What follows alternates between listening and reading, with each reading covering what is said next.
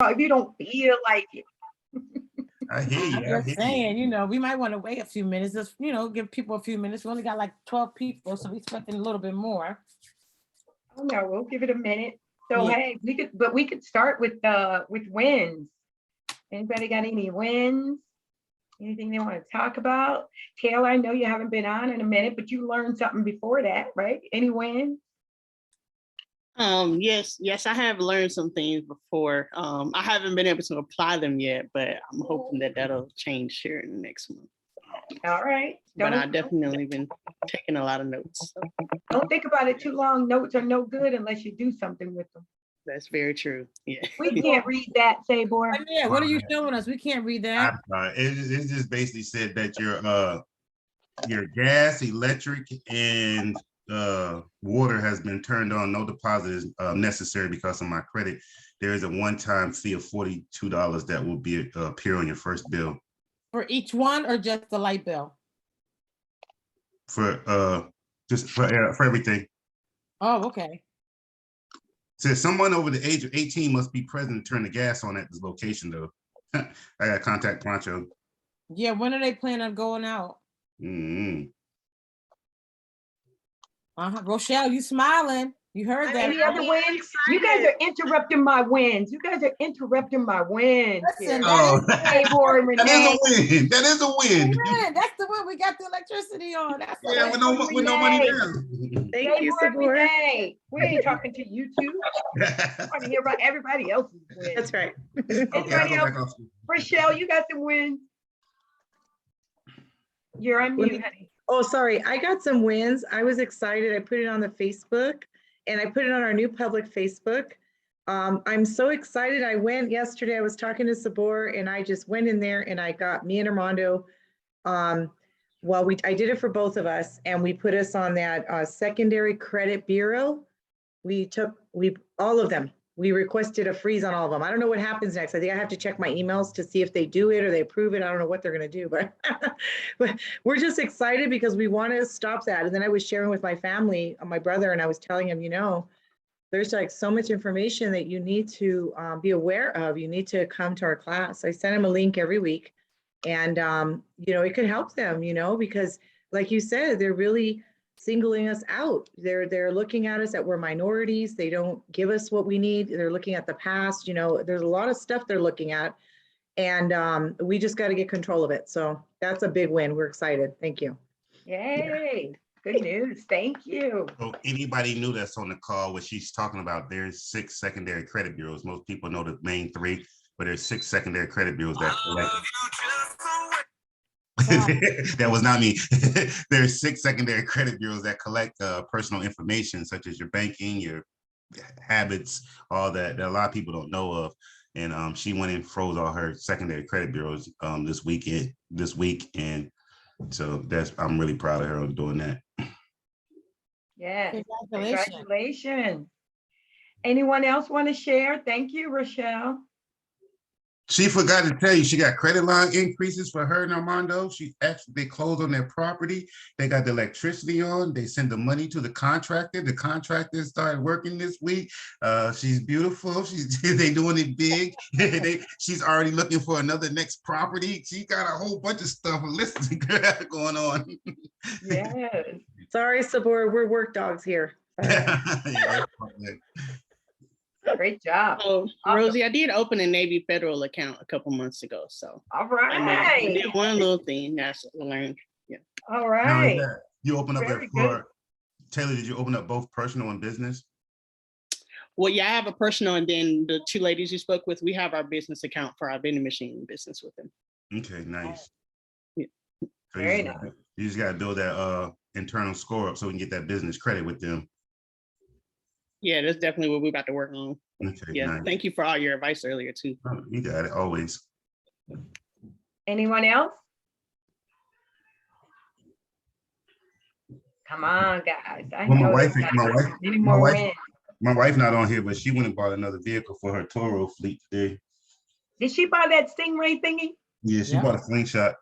All right. Go Joy. Man, y'all killing it. I know it. We have a win. Who is that? Raheem? Yes. Go, Raheem. Well, you know, our vehicle was totaled last year, the other terrain. So we bought another one in 2019. We got our first renter yesterday. So we back on the money. Nice, nice, All right. nice. You guys hear that? He didn't say we're back on the road. He said we're back on the money. Right. Awesome. Congratulations. I want to say this. I used to feel bad, right, when people smoke in my vehicle and I have to sit there and charge them. But now I'm to the point, man. This lady came back with the vehicle, man. I had so much mud caked up in there. Of course, you can't charge for the cleaning this for the mud, but she had cigarette ashes in there. Man, we made like $1,500 just alone on smokers this week. I was charging $250 because Toro automatic charged $250, and then we had people that would like come back with the gas, and of course you got to fill up the gas. They give you $10 inconvenience fee. I don't know how y'all feel, the Toro people on here, like charging people for that incidentals, but man, I'm like, Charge them. charge them. Got you. We had Don't the mind. same problem. A lady came back and she claimed she smoked outside the car, but the whole car smelled like it. And we just charged them. I don't feel bad. They didn't feel bad. Yeah, that's what I said.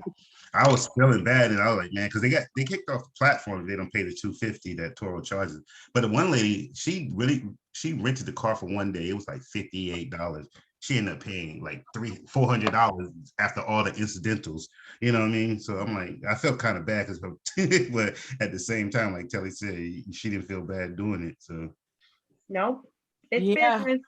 That's just the business. So my car went out the other day for 5 days, and I was really happy about that. So nice. That's a win. Who you talking about? that's a win. I am very happy about that because the car sat for a couple of days, but it's back out. And actually, I'm charging a little low on the low end for my vehicle, but I said today I'm up in charge because that car is a 2020, and the people who I'm getting to rent the car because the fee was so cheap were like people who just don't care. They were just doing anything and everything. But I said I'm gonna raise the price because people who can really afford the car will rent the car, and the car is in a really good area. So I raised my rates today. Yeah, I got you. Just be careful though, because sometimes we think our car is worth a certain amount of money, but to me, I'm like, every dollar counts. I'd rather for it be rented out at a lower amount than not, and then thinking my car is worth $300-400 and don't move at all. You know what I'm saying? No, I only raised the price $5. Oh, okay, that's not bad. Yeah, I got I only raised it up $5. you. Yeah. I mean, I did the same thing. I raised my prices on my car because I'm like, my car is also a 2020 and I'm, charging them so less, and then they're beating my car up, and then what? Right. So I was like, no, I need better people. So I raised mine more like $20. Okay. And I've been getting really good people. My car is actually right now rented for 2 months Nice. by one person. Nice. So, I mean, I like it like that. I don't get the hoodlums to come and take my car and drive all crazy and reckless and smelling like weed and all kind of carrying. No. I have a question. Go ahead. So you guys are talking about Toro. I heard about Toro. I got into an accident actually on my boyfriend's birthday. My whole tire flew off.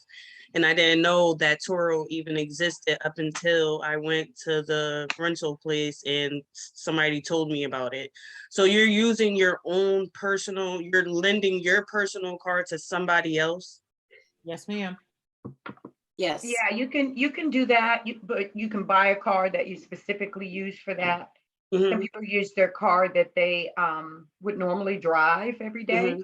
And because it's parked, we go to work, we park the car for 8, 9, 10 hours, and then we leave. But yes, so you can put your car on Toro.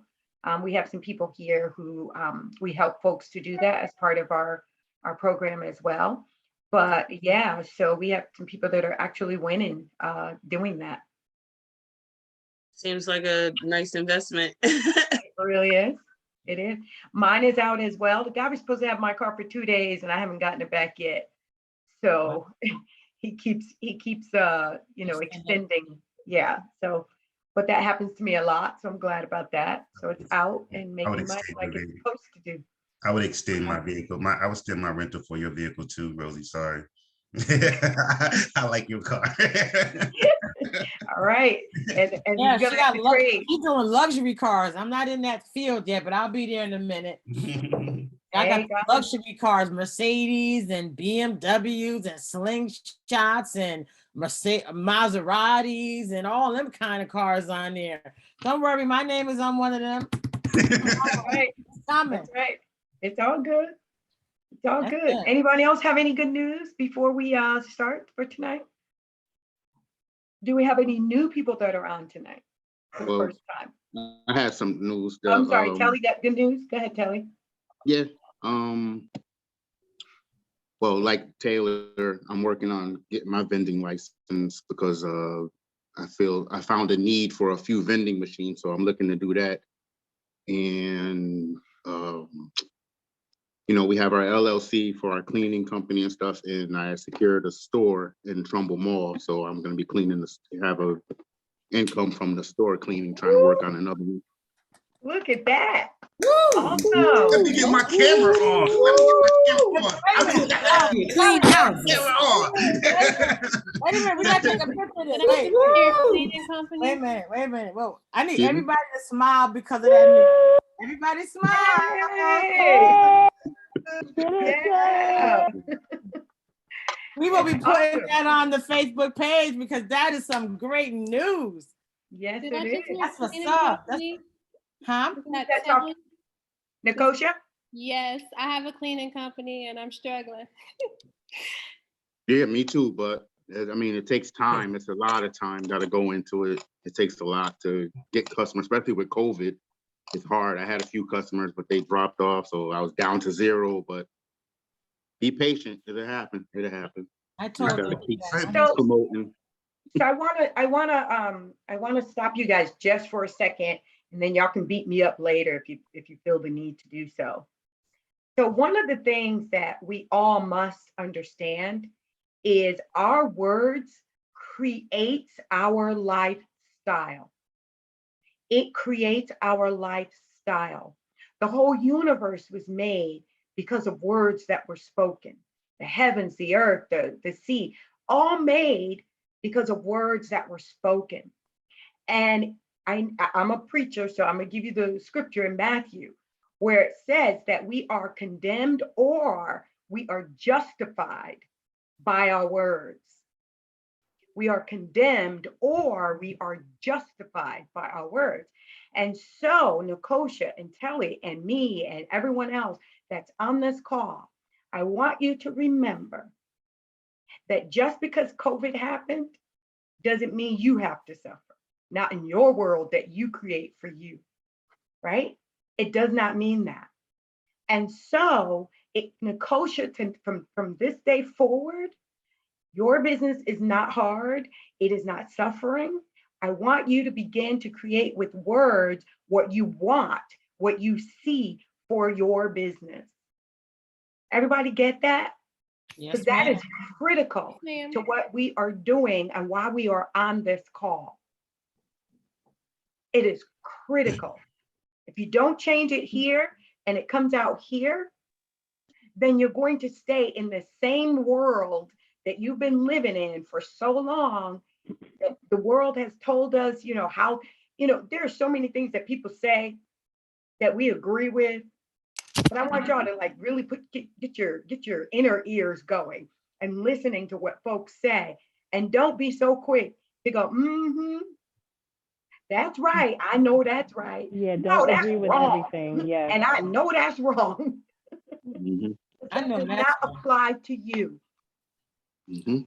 Well, listen here. She done said that, so I'm gonna say this. If y'all agree with what she just said, let me see y'all put some ones in them chats to saying that we're gonna change on what we say and what's coming out of our mouths. Right? Because we can- I just want to make a comment. Go ahead. I was going to make a comment. I was in a meeting earlier today, and the person speaking was like, we just broke people. We're all broke. And Mecca, my 17-year-old, walked through the kitchen. She was like, yeah, I don't like that mindset. And I was like, I'm not on mute. I'm not on mute. No, I'm don't not put on yourself mute. on mute. Let I was her like, say it.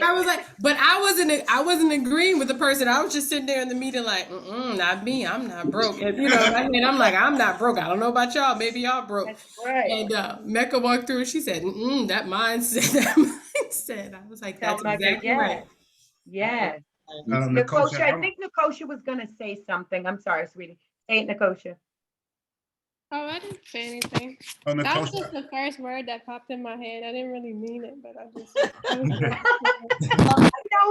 I know it. But what I want us to do is get used to hearing us and hearing yourself and what we said. Right? I know it. Yeah, well, Believe me, I yeah, know it. that's why I said for Nicosia, just it's a struggle, but stay positive because like even my daughter told me I get out of work late and I'm on the computer and I'm looking, I'm like, how can I promote? How can I do this? How can I do that? I don't have no customers. And my daughter was like, well, Sabora always tell us, trust the process. So why don't you just trust the process and be positive? I was like, man, go to bed. That youth group, they on fire, Like, those youth. you right. And then my yeah, wife say it all the youth on time fire. too. Nicosia, Yeah, my I'm wife gonna tell you like say it all I'm the gonna, time too, so I try to be positive. But Nicosia, just stay positive. It'll happen. Nicosia, I'm gonna tell you like I tell Telly, if you're in front of your computer on your laptop, your phone, create you a Facebook page or Instagram page for your business, post your pictures of the work that you've done. You do have on there, it's called Boost on the business page. You can actually boost those pictures and reach different audiences. So people can actually start contacting you for your services. Just continuously market. Every business owner on here knows 99% of your business is all marketing. So don't get discouraged. Just keep marketing. You do have lines of credit now. Boost doesn't cost that much. You can do what a 3-day for like $30, you know, $10 a day. Keep hitting those boost button every time you post something. Use one of your lines of credit that you know that you're gonna get a return on, of you know, something with a cashback rewards. Even though you're using it, you're still getting money back. So rewards. Yes, sir. Tamika love them reward cards. Look at Tamika. Tamika love them reward cards. No, I'm like calculating rewards. I'm like, ooh. Well, we're piggybacking off what Sabor said, so don't get too comfortable because we're definitely working on a business package that's going to be coming out very soon. So everybody that's interested in doing that business, we will have something out for you shortly. Correct, guys? Rosie, Sabor, yes. So well, we already have a package. So that's that second tier. Tier right. 1, 2, and 3. So yes. But you have to be. Oh, I'm so sorry. You have to be at a certain level to be able to go into tier 2, right? Oh, yes. But we can talk about that at the end too, because I know she wants to start, but we'll talk about the packages at the end. All right. All right, guys. Any more wins before we go on into the program here? This is all a part of the program, of course. Anything else anyone want to share? Tamika? How you know? I saw your hand kind of like ease up. No, I was just holding my coffee. I'm cold. Okay. I got my my payoff for my car. So the car that I sold, the paperwork came back as it being completely sold. So I'm excited. Yay! Awesome. So it's been paid off. Yeah. That takes a lot of courage to do what you did. Thank you for showing that. Yeah, it does. Because I mean, it's been a long time since I've been without a car for a while. So just the mindset of the temporary frustration of just waiting for the car to get fixed and whatnot, and needing to take something like an Uber to get to where I need to go. But the freedom that comes with it is just a mindset shift, you know, temporary discomfort for perfect profit later. So, you know, I have to minor think setbacks about for a major comeback. Minor setback for a major comeback. That's right. Yep. That's easier to say in a lot less words. Thank you, Sabor. Yeah. Great job, guys. Well, we are so proud of you guys. So thank you so much for sharing tonight. We're going to move into our program. I'm going to share my screen so that we can do our declaration, and then we'll move forward. Sabor's gonna give me that. Here we go. Hey, y'all could see that, right? Yeah. So welcome tonight. For those of you that are new tonight, welcome to all of you. We're going to begin with our declaration. And here it is. If you can take yourself off of mute, I'd like for you to repeat after me. We all like to say this because it is the positivity that causes us to grow and to begin to change our mindset. So this is my life. This is my life. I declare today my mindset has changed. I declare today that my mindset has changed. changed. I am clear about my path. I am clear about my path. I am debt free. I am debt free. I walk in the understanding of my finances. I walk in the understanding of my finances. I control my spending habits. I control my spending habits. I am not a consumer.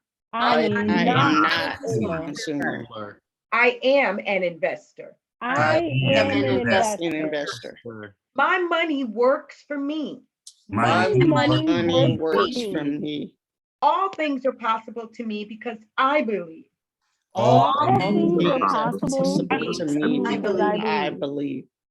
I am financially sexy. I am financially sexy. I won't give up.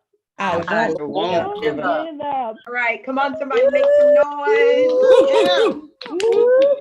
Yes. I see all that sexiness. Next time we get on next week, I want y'all to just have some money and yeah.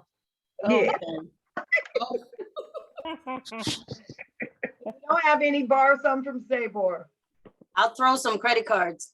All right now, I don't mind. I was just thinking the same thing. We're giving a lot of money away this week. So boys tapped out, y'all. Got a lot of money credit on those cards. Just throw them this way, Rochelle. Yeah. Thank you guys. So this is I'm Coach Rosie. I am also the membership chair. So if you have any questions about membership, you'd like to become a member, please reach out to me at rosie@demaryfunding.com. I am also one of the coaches along with my partner, Miss Renee Allen or Antoinette. So if you hear them call her Antoinette, she's also Antoinette. So you can also reach her as a coach at Renee@DeMaryFunding. But if you need some information, of course, about the program, you can also reach out to her. She's an excellent coach, excellent all-around person, and she definitely knows what she's doing with this debt weapon program. Oops.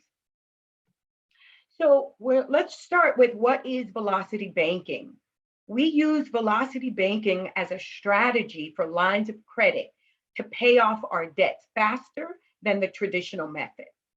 So it will help you to quickly become debt-free as you boost your credit score.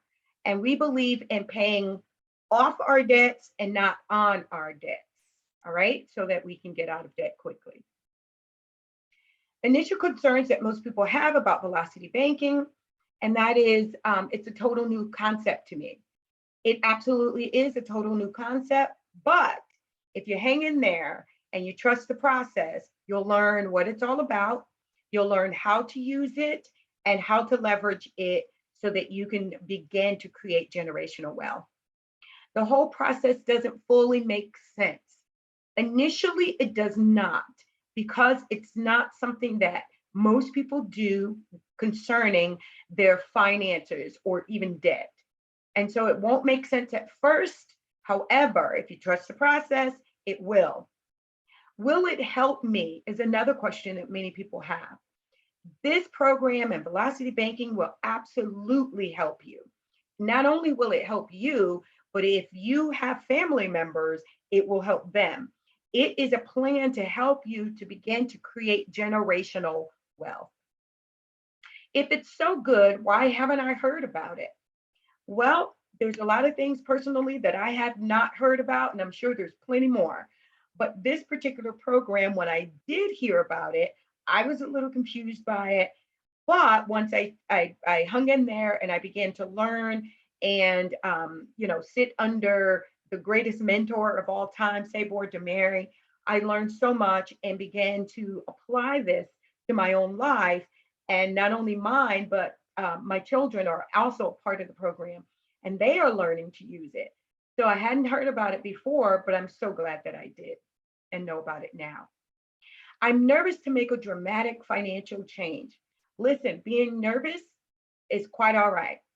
But what I like to tell people is you can be nervous, there can be that fear, but you have to work through the fear, right? So making dramatic changes, most of us have already made dramatic changes in our finances and they have not been good.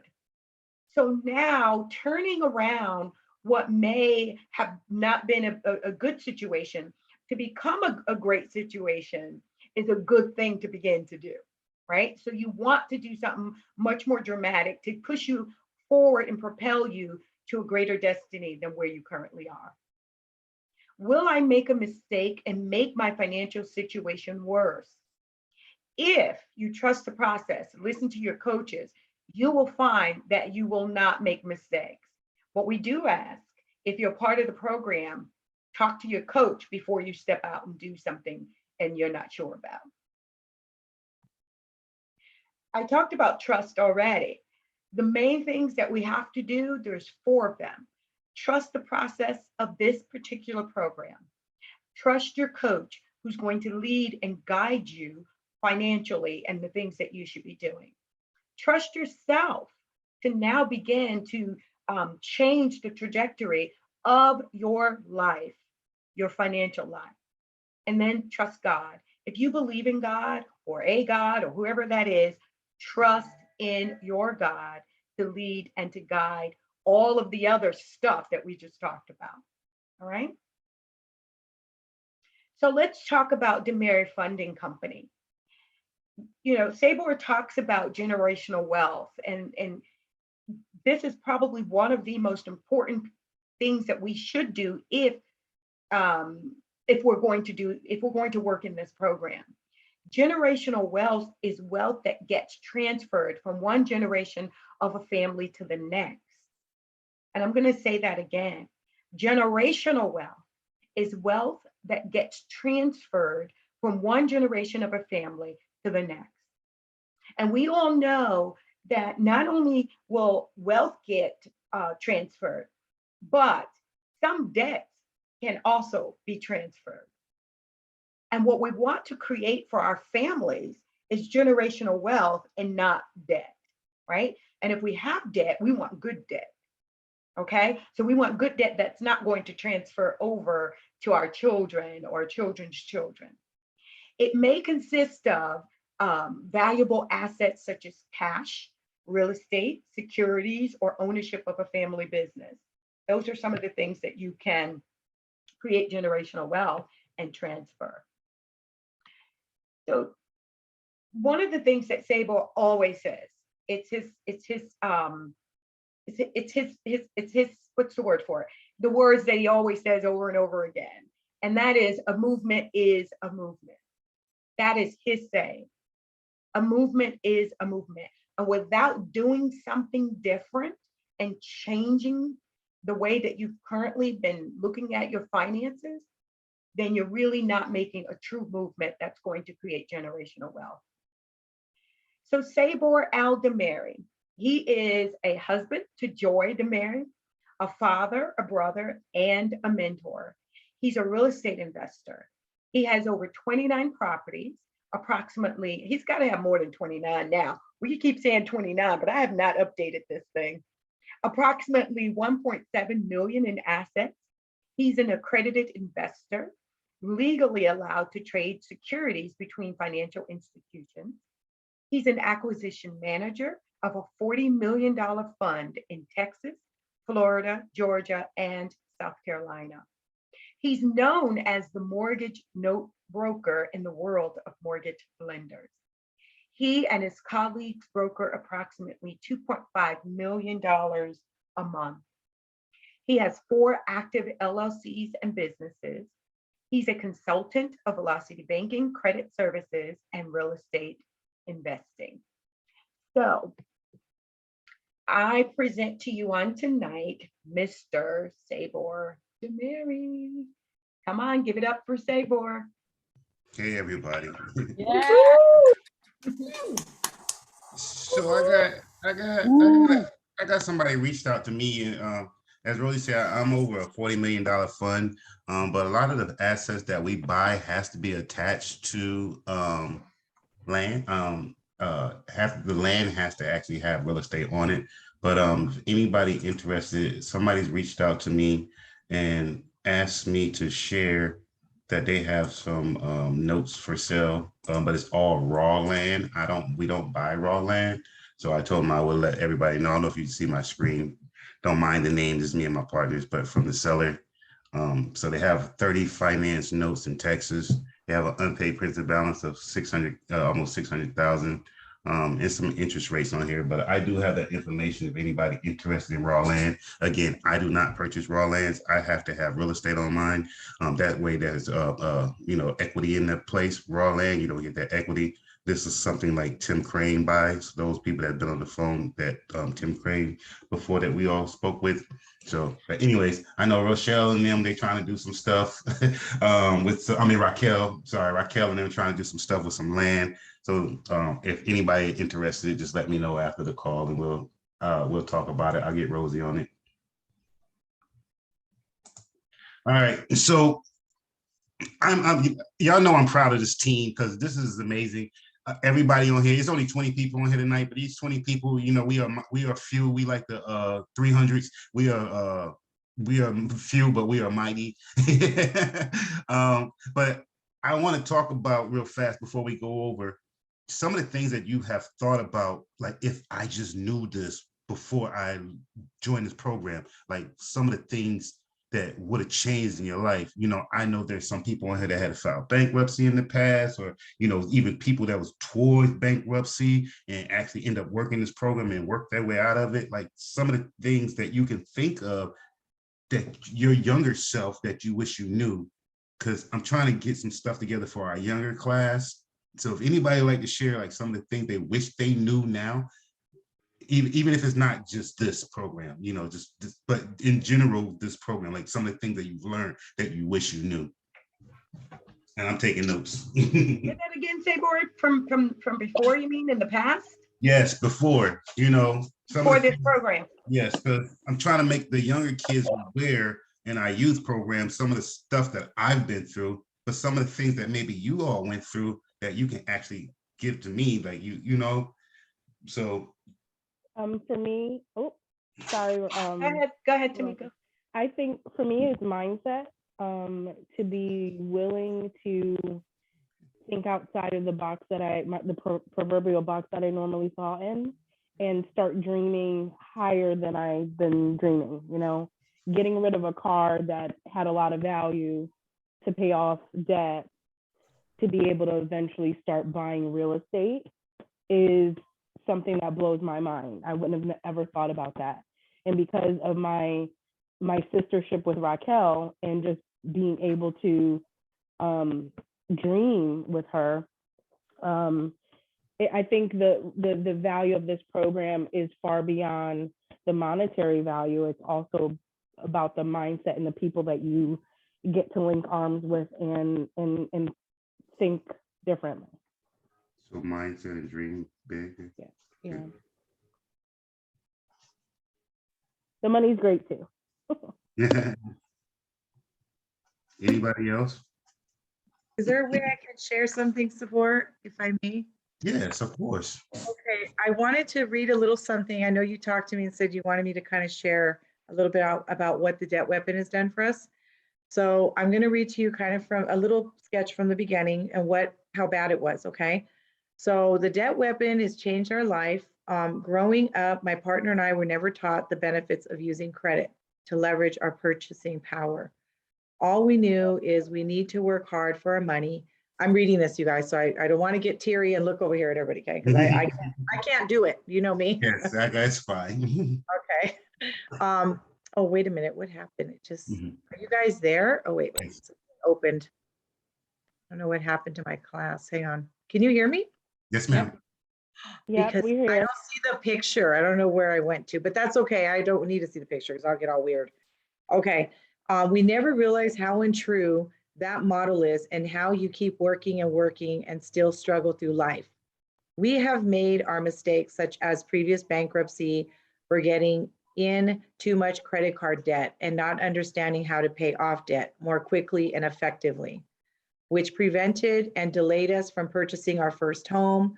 We later fell back into credit card debt and filed a debt consolidation. So it was like repeated mistakes, repeated. We have a wonderful family, my son and daughter, which we cherish. My husband and I have worked very hard to provide a good life for them and have given them the opportunity to complete college and pursue their own dreams and passions. We continue to share with them about the idea of owning your own business and keeping an open mind with regard to real estate and creative passive income stream, trying to teach that generational wealth. My partner and I work together as a team, building our business in real estate, helping others by providing shelter. We are now learning this new concept of creating financing, which allows families to have an opportunity to pursue a home outside of the banking system as they are working on their credit. So we feel that the concepts that Debt Weapon is teaching is quite amazing. You learn how to see your income and finances in a different way. You learn how to properly manage and keep a close eye on your personal finances, which is like complete awareness of where you currently are and where you want to be. Due to the Debt Weapon, we have been educated and took the necessary steps to increase our credit score and now part of an 800 club. We are learning how to properly live through our business, leveraging business cards for purchases, capitalizing on reward points, focusing on paying off debt versus making payments. It's about payoffs. We are utilizing our home equity line of credit as a debt weapon too. We are now working on the beautiful property over here in Memphis, Tennessee with our partners, and we are looking to continue that progress going forward in this program. Nice. Thank you. Thank you, So, Sabor. Sabor, that was very good, Rochelle. Thank you. I wanted to share something that you're talking about the youth, and so Jessica posted something, one of your students, my daughter, posted something on her Facebook page. And it says, not being taught about credit is one of the biggest failures of our education system. Now, she shared this from someone else's.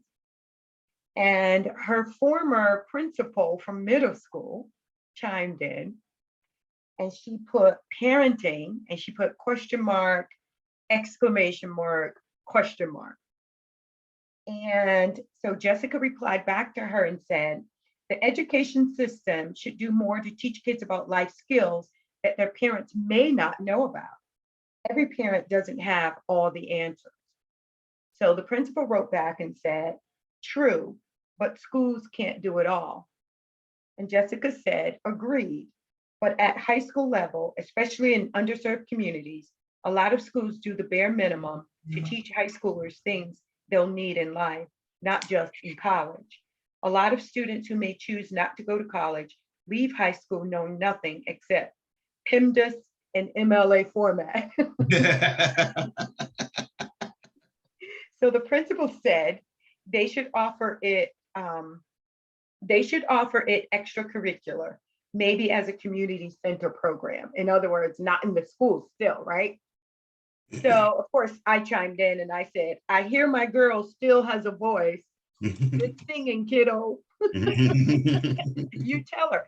But those who are in the higher level of education, they think that parents should do it, that school should not do it, which she totally took it out of school. Like, she's a principal, right? She totally said that's not the school's responsibility, but yet they want to teach us how to get a job, right? So if you think about that, when you go to school, they're really teaching you how to go get a job. Whether you go to college to get the job or you do not go to college, you still get the job, and you work for someone and not for yourself. They're not talking about entrepreneurship. They really don't talk about other avenues that can be used so that folks are not dependent on someone else to create wealth for them, which we know typically working for other people, vast majority of folks will never create generational wealth with just a job. Generational wealth has never been really created with just a job.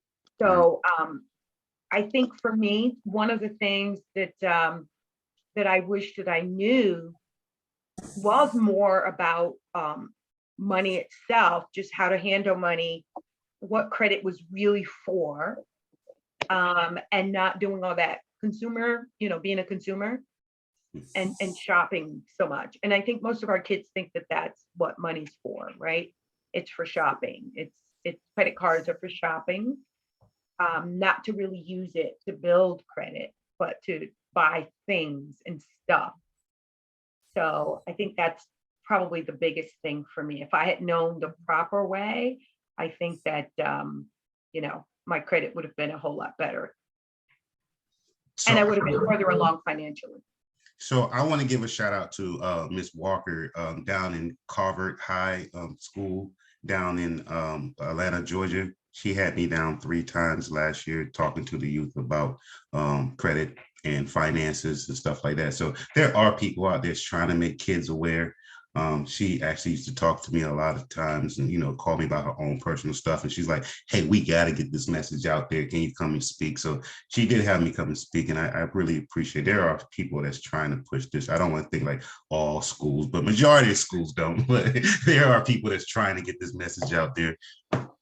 But I think what I'm saying too is we have to, it's not a part of curriculum, right? It's not a part of the curriculum where it's being taught. So certainly you're going to get some teachers or principals who say, well, look, our kids do need that. So they bring in special speakers, right? And I've been one of those people who come in and talk to kids, and that's a one-time thing. And you're usually not there.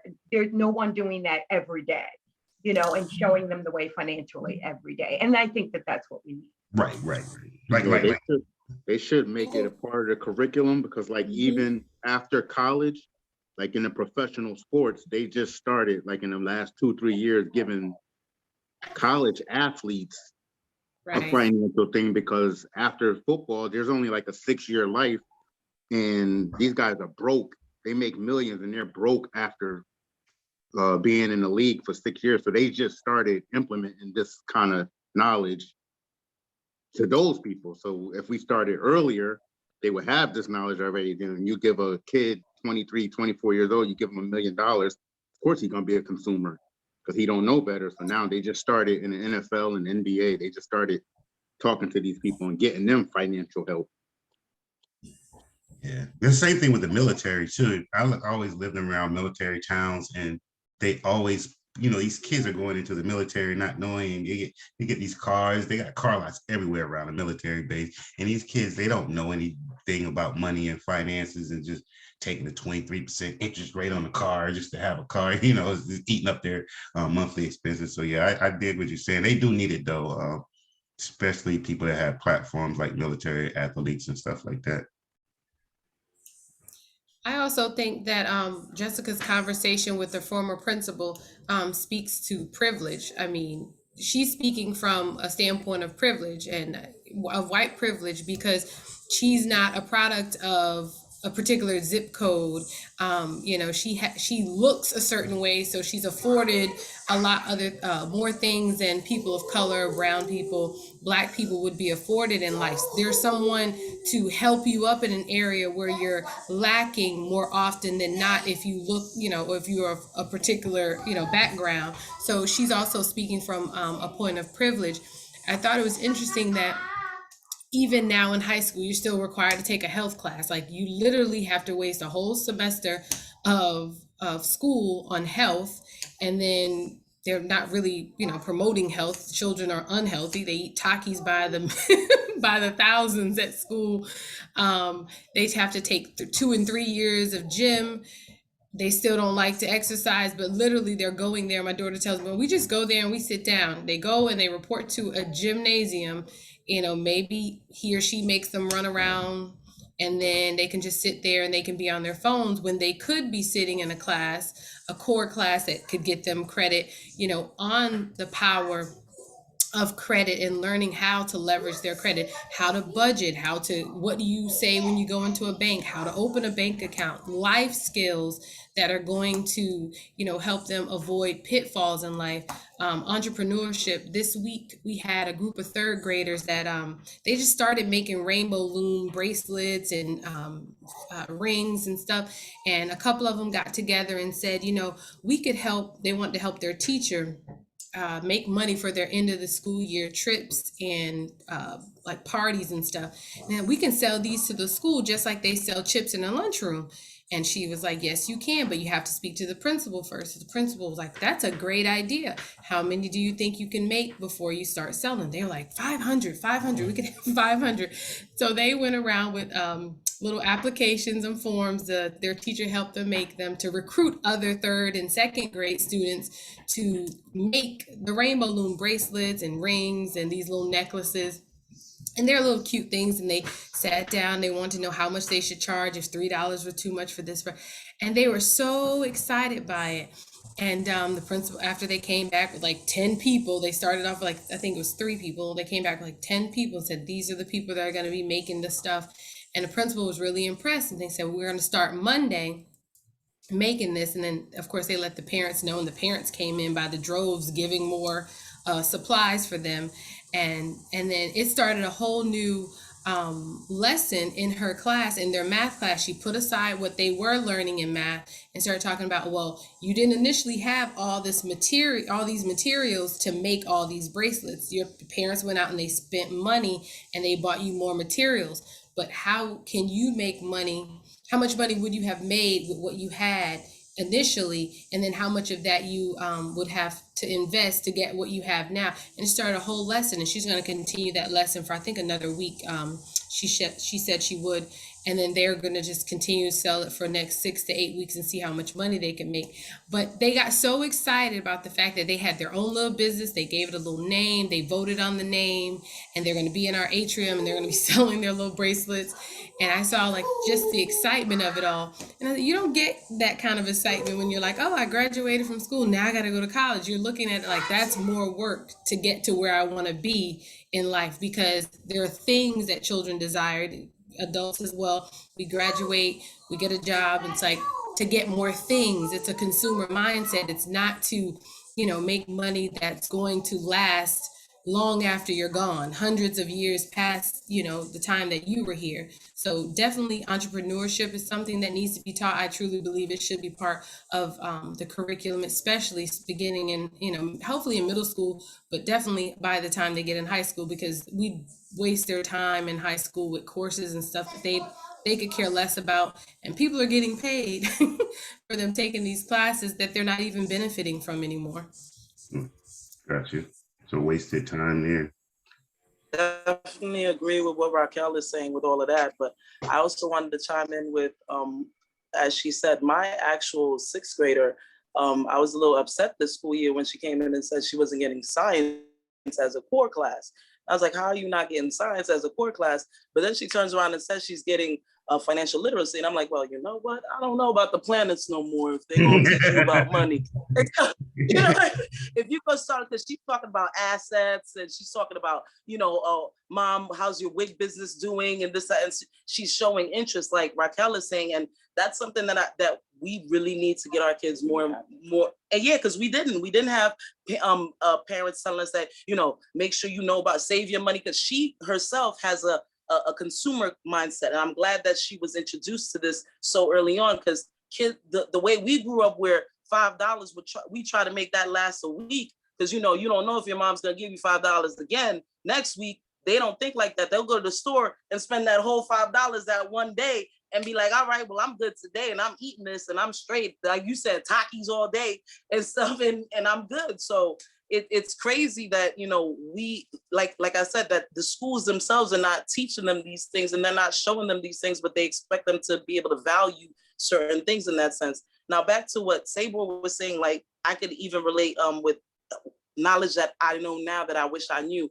Of course, Michelle knows about this. Right before I came back to the States, I was going through something with my home, and Michelle was actually helping me with that, where we were trying to sell my home.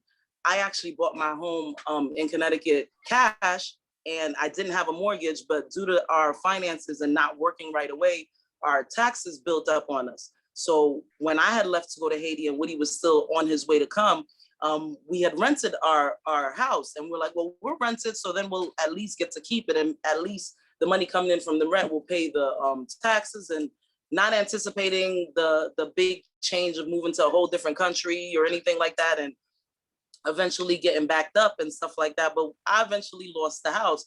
And the crazy part was, as I'm losing the house, Michelle will attest to this, she was actually in the process of us trying to sell the house. So we were doing all this stuff, and had we known about stuff like seller finance or like, and I had a ton of credit cards at that time too, because that's what I was living off of when I moved. Had we knew any of this, like a quarter of any of this, I know I wouldn't have lost my house. But hey, now that I do know, and I'm on the other end of everything, more to come, many, many more to come. We're looking forward to a lot of investments and stuff like that. So like these are gems that, like you said, if we learn them as youths, even in our early 20s, late 20s, early 30s, even, we'd be so far in the game, you know what I mean? And doing things that we want to do, like we said, not just trying to get a job or a career, but actually living because we're comfortable and we're doing what we like to do and not what we need to do to get by, Right, got you. All right. Danielle, I think wanted to say something. Danielle, did you want to say something? Well, I was just gonna say that I know, like when I was growing up, when I was in 4th grade, we had a program that every Friday the kids, we were given what they call Kanga bucks, and at that time they allowed kids to like bring things from home with the parents' approval to sell. And so every Friday that gave us something to look forward to. And we had to do certain little jobs in the class. Like I helped, the blind kids and the deaf kids. And so it gave us something to work for, but it also taught us the mindset of how to be an entrepreneur and sell things. And that was back in 4th grade. But I would say that something that I wish I would have known later in life is like, excuse me, what passive income meant and what it means to have multiple streams of income, because I always knew how to get a job and how to save money, but I didn't understand what it meant to have passive income and multiple streams of income, and what exactly it was to be a consumer versus an investor. That's a good one. I love that, Danielle. Yeah, I know a lot of people have filed bankruptcy and, have losses and stuff like that. So I always question like the stuff that we went through in the past, what we know now, like HL said and Rochelle said, would we have actually lost those things? How could we use this program now to actually save those properties or whatever that we've lost, cars, whatever. But I want to, we only have a few moments. So tonight I really want to go fast. Yeah, everybody see my screen? All right, so this is going to be geared, tonight's lesson is going to be geared to real estate investors. The only reason I put this together is because we're in the tax seasons. So I want people that's real estate investors that's on here to start thinking about how to do taxes. Renee will kill me about capital gains. I'd be like, Renee, your job is to bring in money, but I just want to go through this real fast and make sure everybody is aware of what's going on. So tonight is about investment property tax deductions. Investment property tax deduction. Understanding the tax code in the United States was written for entrepreneurship. Anybody that has a business, you have to understand the tax code was written for you as an entrepreneur. Your job as an entrepreneur is to create. You invest into your economy. You invest into your people. You provide jobs. So the government incentivizes you or the business to invest in the economy, not a consumer, but entrepreneurs, So a lot of times, most people that look at taxes or when they pay taxes, they're looking at taxes as a consumer. We don't want to pay taxes, or they want to break even, or they're looking for the return on the taxes. Investors, we are in businesses, we look at taxes a little bit different because we know the tax code is written for us, okay? So the tax code explains all the things that you can claim as an entrepreneur. One thing with most LLCs that's geared towards bringing, rental properties or investment properties, most of the LLCs, they get a bigger, not only are you providing homes, but a lot of times you're providing jobs. So they're a little bit more tax write-offs. But anyways, I just wanted to break down some of the tax deductions that I use personally throughout the year. So maybe it can help you guys when you get ready to go talk to your tax accountant. So why don't we take advantage of these tax breaks? Basically, people don't know. So, we all know about that. Not seeking the legal advice. Sometimes we'll seek a CPA, or we're, a business are trying to find ways around, but they don't really never try to hire out a tax accountant because of the cost. But, if you work with a tax accountant, make sure there's somebody that understands real estate. And especially with me, seller financing deals, most times when you do a seller finance deal at the end of the year, you're going to need your closing, you're going to need your 3 documents. You're going to need the original contract when you bought the property, the seller finance contract, and also the closing documents that you had from your attorney. And plus also all your receipts that you use for all your rehab, your costs and things like that. That helps you with all your tax write-offs. So again, you're going to need your original contract that when you bought the property, your seller finance contract, and also your contract that on your closing documents, both ways, when you bought the property and when you seller finance the property. So you'll need those documents for your people. So that's for my people in the investment group.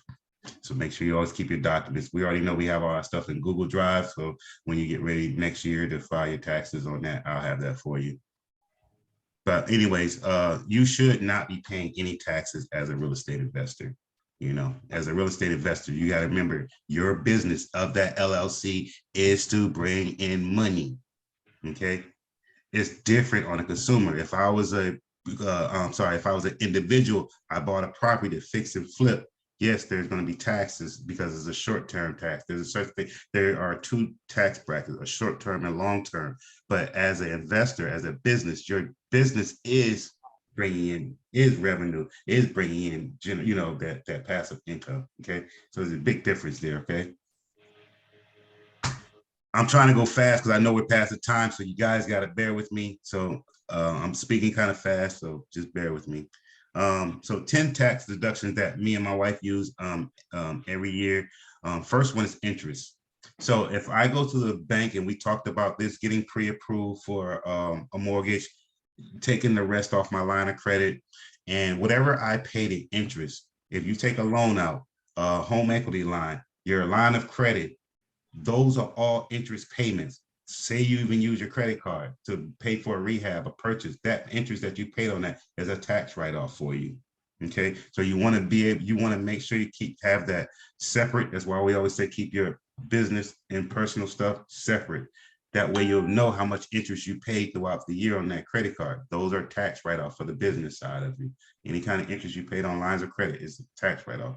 Okay, so you can claim interest that you paid against your income that you make that year. So if you use business credit, even if it's not just real estate, you can actually use the interest that you pay, just like you would do on a mortgage, whatever. Or if you use your home equity line of credit for buy investment property, you can use that interest that you paid as a write-off. Okay. Next one is a good one, is depreciation.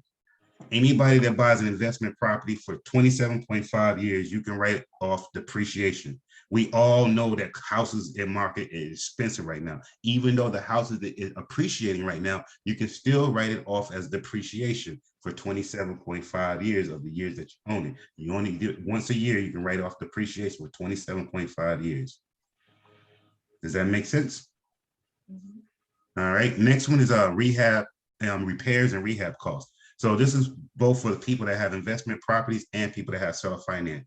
If you have to repair a property, somebody moves out on one of your rentals, or you buying a property that you're going to seller finance, all the repair work that you put in, especially my group this week that all send their money to the contractors, you save your receipts that he sends us, And then you can actually use that as a tax deduction at the end of the year. Any kind of repairs or rehab costs, you can actually use that as a tax deduction. All right. Next one is local travel. Local travel is good for people that have their own vehicle. They're going to go see properties or meet up with people or repairs or dropping off materials for the contractors.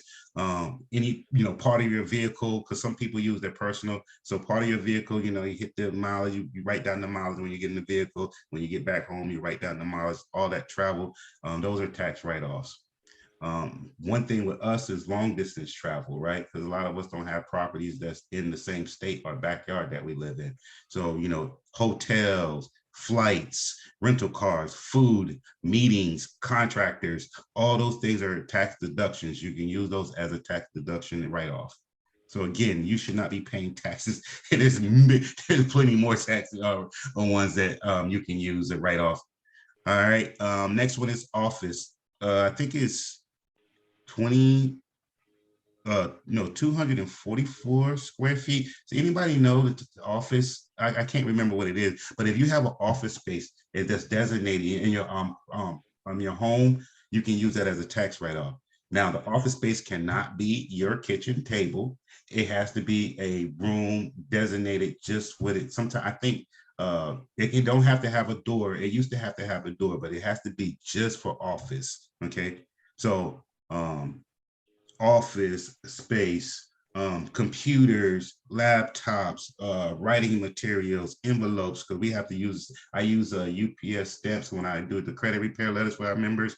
All those things are a tax write-off, so make sure that you understand that as a business, for the business owners, all those things are write-offs. Another one is employees and contractors. If you have employees, you can write it off. You have to pay your contractors, whatever their contractor's wages is, that's a tax write-off, And again, this all goes about investment properties, so things that people don't think about when they have investment properties. Next one is casualty loss. Casualty loss is basically, hopefully none of us have to go through this, but if you have a fire, a flood, of course you're going to have insurance on your investment property, but still yet those losses you can write off as a deduction. You have a tax deduction on that. Insurance premiums, how much you pay for your insurance premium throughout the year for the investment property, even while you have it. I know a lot of us have short terms. We're doing 3 to 4 months holding a property and seller financing and selling a note. The whole time that you have that, most housing insurance premiums are 6 months. Then you renew. So those premiums that you pay, you can use as a tax write-off. Next one is professional and legal services. So property managers, if you have rental properties, servicing companies, if you have seller financing, you have to pay a servicer to service your loan. The servicing company also have within them legals. Legals are basically people that default, that send a notice of defaults, their collection process, all those things. If you have to pay for any additional stuff inside the servicing company with their mortgage notes. Programs like ours. I know some people that have businesses that actually in our program under their business, so they can use that as a tax write-off for the education that they get from this program. So any other type of business expenses has a tax deduction. So I just want to make sure everybody's aware of that, right? Anybody has any questions about this? Saber, I don't have questions. I actually like to make a comment though, because I actually just went to get my taxes done. And I just found out going to my CPA, a lot of things. First of all, that I did my my business wrong, the way I have it set up as far as for the state. So he's helping me redo that, right? Because I didn't pay somebody to help me did it. I did it on my own. So it's worth it to pay somebody to help you with those things. But I also found out, because I do Toro, that I get to write off mileage on both my cars, right? I get to write off the mileage in the Toro car, and I get to write off the mileage on my personal car when I have to drop off my Toro car. I also get to write off the gas for both of my cars when it's related to the Toro business part of it. So I really just learned that. So I just wanted to share that with everyone. So if you're doing Toro and you're using your car to go get your car, then you can write that mileage off. And then also for the gas that you put in there, that you can write that off. Also for both cars, if you have to gas your car up to bring the car. So I talked to Rosie about it, and she mentioned it, and I mentioned to him, and so absolutely I can. And I do have a home office in my house. And it is a percentage, but I forgot the square footage of what. I want to say it's 244. I can't think of it right now. It's on the tip of my tongue, but I Yeah. can't remember it. Yeah. I don't know, but I do have to say, like, so I bought all of this stuff for my business last year, like the desk, the printer, the thing. So all of this stuff I was able to write off: the pens, pencils, a pencil sharpener, a fan, a stapler, a tape holder, highlighters, file folders. So I had to give him receipts for all that stuff, but that's all stuff that I can write off for my investment business, and then I can write stuff off for my Turo business. So I'm excited to see what my income tax return gonna look like this year. So another thing too, for the people that are on Turo that Renee was talking about, they help you keep your Turo information and your mileage and stuff like that together. I've talked about it before. Is a website, a free website for Turo people. Get around I think there's a couple other ones they use, but a Car Sync. Car Sync is a good website. It actually lists all your vehicles on there, all your upcoming trips. You can download your spreadsheets for your taxes to see all the mileage that was used throughout the whole year. Because a lot of times we don't collect that information. We don't think about it. But Car Sync is a good one that actually help you. You have all your spreadsheets that you can actually export to give to your tax accountant and things like that. So and also too, if you have that tracker Bounce too, Bounce will actually it tracks it for you and it will put it into Car Sync. So but like if you're doing a drop off for your car, a delivery, the Bounce will actually count those miles till you actually deliver, and then you'll pick up the mileage from when the person actually starts driving the car. So that way you'll have two ways of actually tracking that mileage. It's called Bouncy, I think, right? Bouncy. Yes, Bouncy. Hey, everybody just know what we're talking about? Anybody that's Toro people that don't know what we're talking about? Their coaches can talk to them about it too, so that you can move to the other thing. But if they're interested, the coaches can talk to them. Gotcha. Thank you. Thanks. All right. So can everybody still see my screen? Yes. All right. So next one is going to be capital gains on investment properties. I know a lot of people worry about capital gains. Capital gains is totally different from your LLC, from an individual person. But this capital gains is going to be more towards individuals because, again, as a business, there is a level of capital gain, but it's nowhere near as high as an individual level. But a lot of times people are scared of capital gains anyways. So two things: if you own a property for 24 months, right, and you sell that property, there is no capital gains tax. Okay. Now, if you buy an investment property and you sell that property either short-term or long-term, there are levels of capital gains that most people worry about. However, there are income brackets that put you in or out of capital gains. So I put here, they show you if you make $250,000, if you're married or filed jointly, then you have to pay a certain amount of capital gains. Most times it's going to be around 15%. Most people pay 15% capital gains. If you're married and filed separately, you have to make individually 125,000. There is a level of capital gains after anything after that income. Okay. A single filer has to make 200K. And then 250,000 for qualified widows with dependents. So that's a big income spread for a lot of people, right? So a lot of people worry about capital gains, but you don't have to pay capital gains if your income doesn't reach in that range. And then, of course, if you make, I think, a 410,000, then that puts you at a higher tax bracket. But of course, 410,000, they're looking at you as a 3% of the population. So there's a little bit more capital gains on it, but it's, but most people is going to fall in the 15% range capital gain. I put in here a note, if you make this dollar amount, there are ways to reduce or to avoid capital gains altogether. There's a thing called tax loss harvesting that you can actually do. That's basically the lost that you had through all your other investments versus how much you made off that investment property. So say, man, you had that investment property and Raquel and Raheem lost their vehicle and they lost that income. You can use that called loss harvesting versus how much you had on that that you made off that property. That makes sense.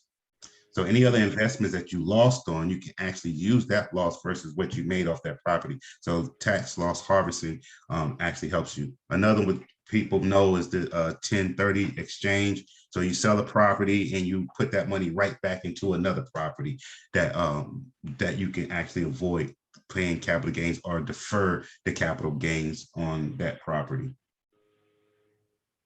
So going back up top again, understand the job of a business or a real estate business, especially your job as a real estate business or real estate LLC, your job is to generate income. So I'm going to buy a property, either a rental property or a seller finance property. My job, my business is to bring in that, so you don't have to pay capital gains taxes on that business if you understand your business, you know. So I know a lot of people used to worry about getting into real estate properties and LLCs and taxes. And again, I am not a tax attorney, but or a tax accountant. I know we have a tax person on here. We have a tax attorney on here. So I definitely would tell you, talk to a tax attorney to make sure that, you know, you write off all your deductions, find all your deductions, make sure you have your ducks in a row, because, you know, mixing personal and business throughout the year, then trying to catch up with it at the end of the year can be very daunting for a lot of people. So that's why we say keep your business and your personal separate. I am a business, so I don't really deal with personal debt anymore. So I definitely, if you can move all your expenses over to your business, I would definitely tell you do that, because that way everything that you do throughout the year is business, and then you can actually write all that off. That makes sense. All right. So that's about all I have on that. So anybody have any questions about any of this? Because I know I went pretty fast, not to hold up everybody's time. All right, fun part. All right, so fun part, coaches. And thank you everybody for the feedback for the night. Coaches, who got the chat? I got you. Got you. I know Tamika ready. She got her, yeah, Tamika.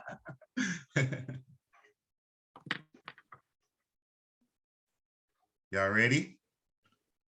Mm-hmm. Yeah. You should only use 30% of one card or all available credit. Oh, let's see. Who is this? I think it was that Michelle? Looks like Tamika. Tamika. 30% of all available credit. Good. Correct. So 30% of all available credit. I've heard people ask me, you know, I thought it was only 30% of their one card, not all available credit. So 30% of all available credit. All right. What does chunking mean? Michelle. Michelle. Chunking is taking a lump sum of your money from your line of credit to apply to an outstanding bill.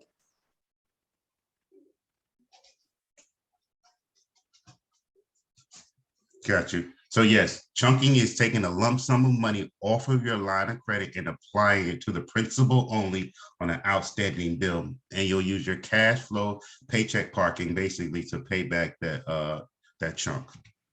So chunking has nothing to do with being fat. Crazy. All right. So what is paycheck parking? Let's see, Tamika. Paycheck parking is taking your paycheck and putting it on your personal line of credit and using it as your checking account instead of a regular checking account. Okay. Well, personal line of credit, HELOC, you know, whatever your line of credit happens to be. Okay. So basically what she's saying is when you come in the program, you move all your debts over to your line of credit. That line of credit becomes your new checking account. When you get paid, you do not use that cash anymore. You get rid of the cash and debit cards. All that money goes back to your line of credit because you want to pay down your average daily balance. All right. Next one, you ready? Okay.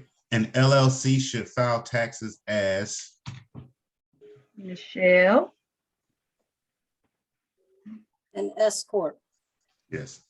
So if you have an LLC, you can still get the breaks of a corporation. So an LLC filing as an S corp, you can pay yourself a deduction or dividends throughout the year, and the rest of that money that's left in the LLC will be taxed, not you. You don't have to pay the individual income tax.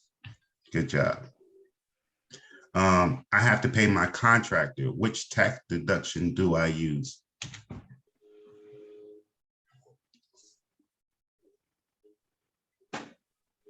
I have to pay my contractor. Which tax deduction do I use?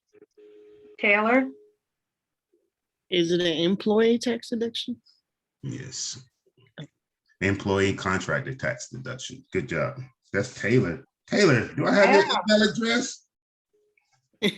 I'm just paying attention over here. Oh, make sure we get your email address. I owe you some money. Okay. For PayPal, though. Through PayPal, right? For PayPal, yes. Yeah. PayPal. Yeah. Okay. All right. For 27.5 years on a property, I can claim this deduction. Tamika. Depreciation. Yes. Good job. Good job. Depreciation. All right. My investment property burns down. What tax deduction do I claim? Michelle. Michelle. Who? Me, right? Yeah. Yeah. Oh, casualty losses. Yes, casualty losses. Go ahead, you and Tamika. At it night, boy. Raquel, where you at tonight? You ain't jumping in. Casualty losses. All right.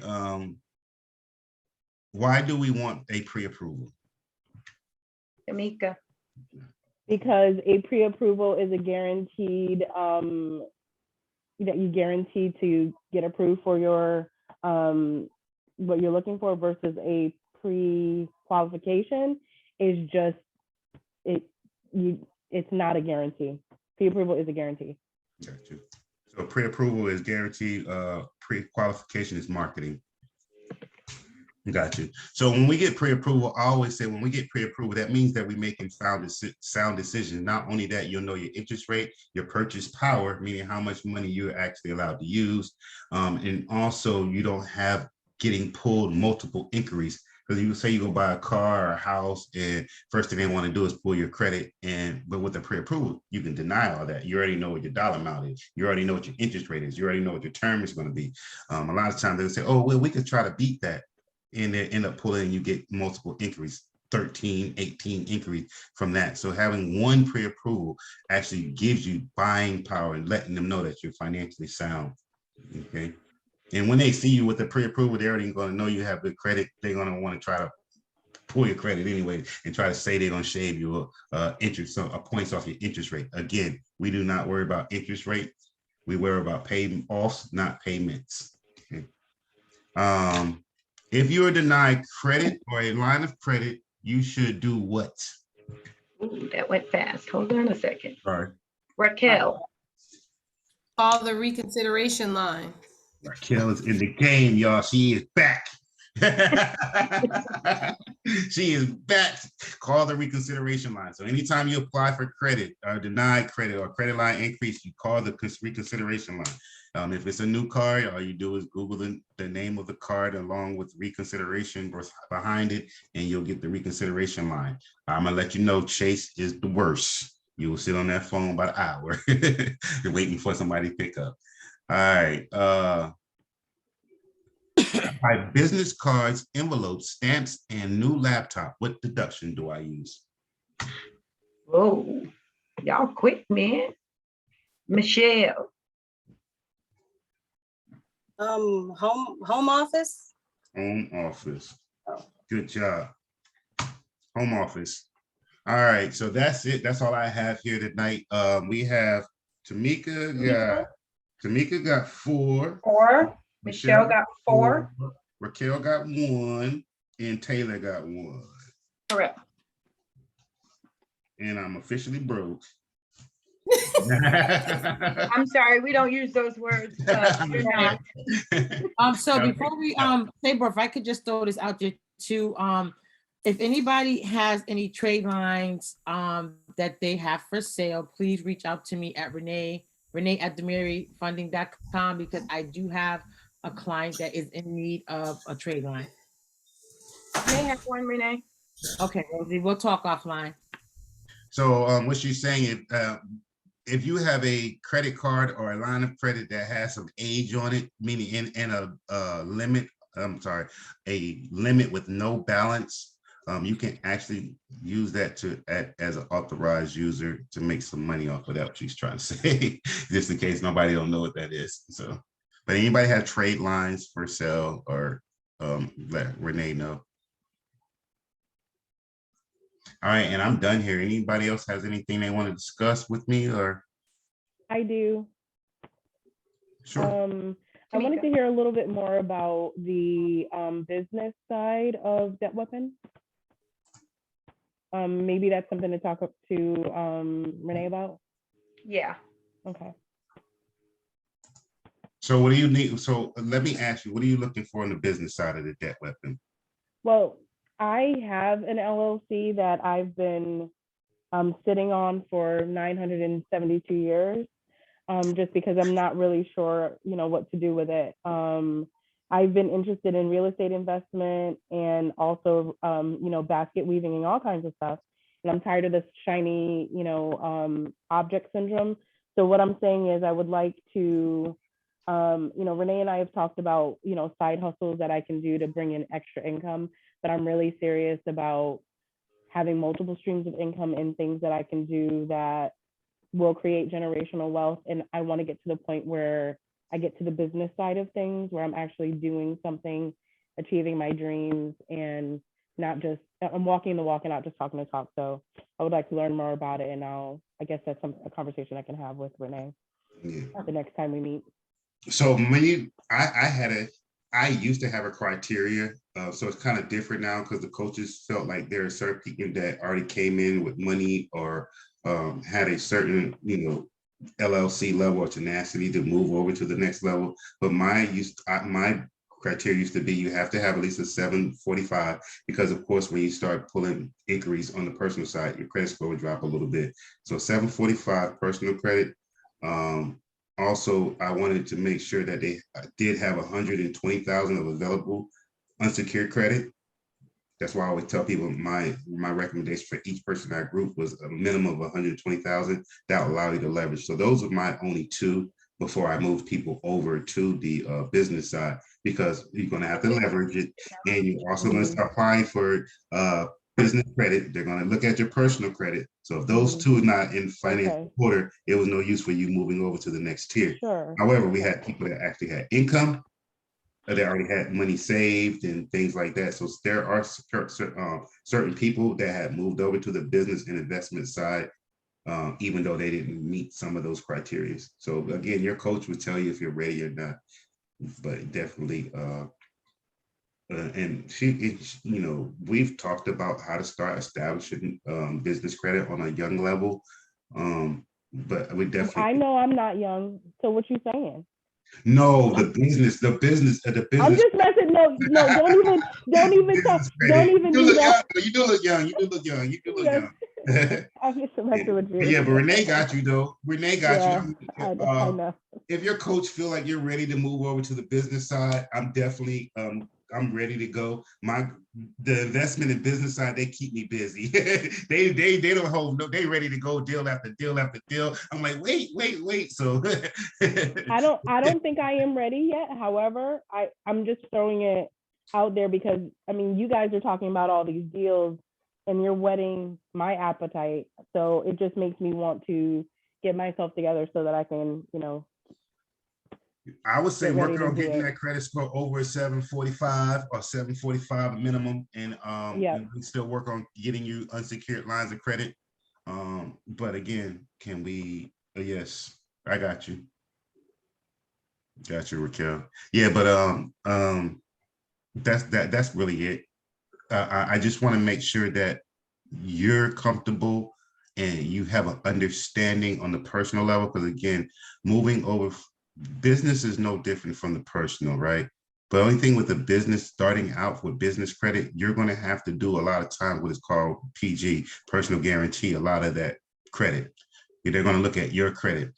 Your LLC has to be around and has established credit for a while before you get no PG credit cards. Okay. So that's all. That's basically what moves you to the next level. Okay, thank you. Mhm. So are there any other questions on tonight, or does anyone have any comments or anything? I just wanted to welcome Ebony. I know she had to, I think she stepped away from the screen for a bit, but just wanted to welcome her on tonight. My mom actually invited her on, so she is, one of our visitors on tonight. So everybody just give her a hand for coming on. I think she's listening. She has a baby or something. Hi, Ebony. Would you like to say a few words? Yes, I'm here. My son is all over the place. Yep. That's He's okay. definitely all over the place right now. We understand. It's okay. And so I've been in and out of the room because he's like, eat. And I'm just like, oh my gosh. Now we love the babies. It's okay. Yeah. How I did you enjoy appreciate what you did here tonight? I really did soak a lot of stuff in. I started to take notes, but a lot of stuff I did already hear before. When I was growing up, talking about the girl that is in high school with the principal and stuff like that. My stepfather trained me at the age of 14 with how to deal with working in stocks and all that stuff. It just took me, like when I went to graduated from medical school, that's what put me in a bind. Everything was going well up until then. So it's like, and now I have kids and it's like I'm playing catch up. So that's what's hindering my credit. But everything that was spoken about today is like half of it I already knew already. And it just was like a refresher. So I was real thankful to hear it again because it's probably him talking down from heaven like, I told you, this is what you're supposed to do right now, and this is how you're supposed to go about it. You should have just listened and did exactly what I said after you graduated. But well, we teach a little stuff. I know a lot of the Friday calls are camouflage from the people. Like people in the program know what we talk about, definitely behind. But we do teach people how to leverage their credit a little bit different from the most mainstream what people are educated that are learned. So we do have a little bit more stuff that we try to teach people to.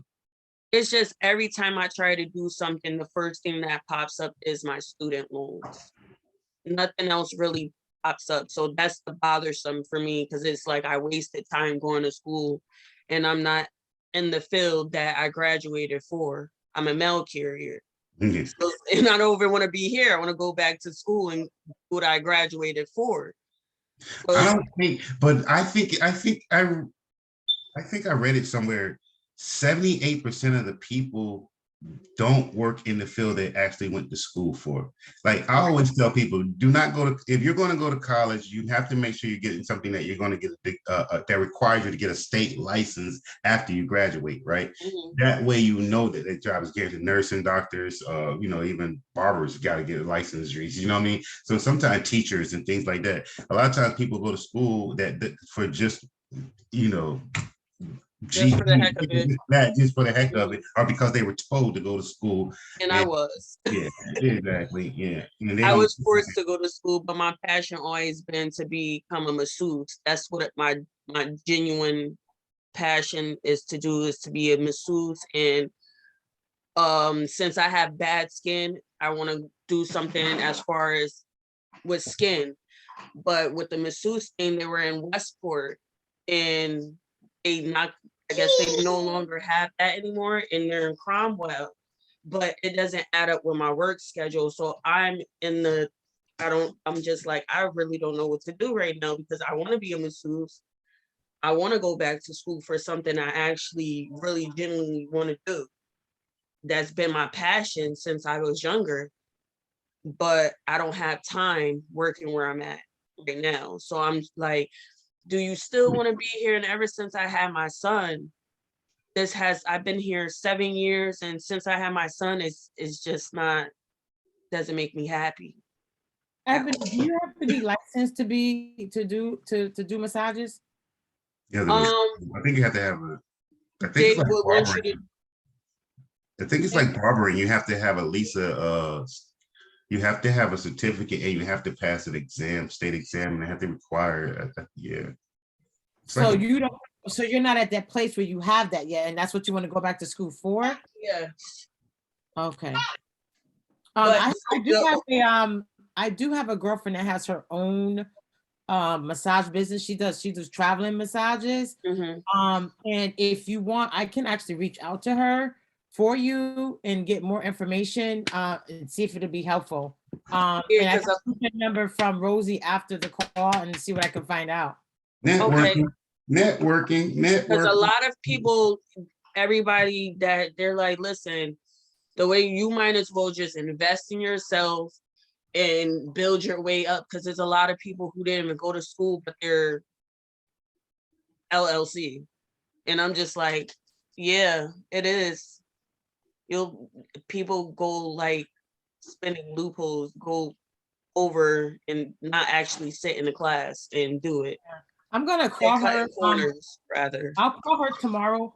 I'll text her to see if she's available, and I'll just see if I can find out any information for you. If there's other ways you can do it, and then I'll get the number from Rosie, or I could tell Rosie to relay it to you and see if we can help you in that way to try to advance that part of your situation. Yes. Pass along your number if that's good.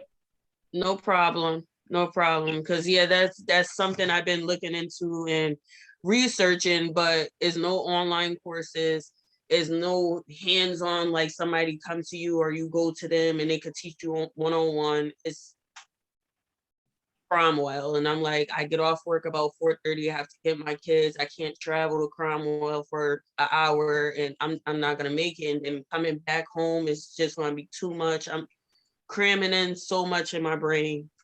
Yeah, I'll just make that phone call for you just to see if there's another way around it. You know, no guarantees, but I'll make a call. Thank you. I appreciate it. Can you throw in the controller, please? Are there anything else, anyone? So if anyone here would like to become a member of our debt waiver program, please reach out to me at rosie@demaryfunding.com. Be more than happy to share with you some additional information about the program. And if anyone is interested in learning more about the business side to it or the investment portion of our program, again, you can reach out to Renee or myself, and we'll be more than happy to share that information with you as well. So we thank you guys for coming on tonight. I hope that you have had a lovely night. Hi, lovely.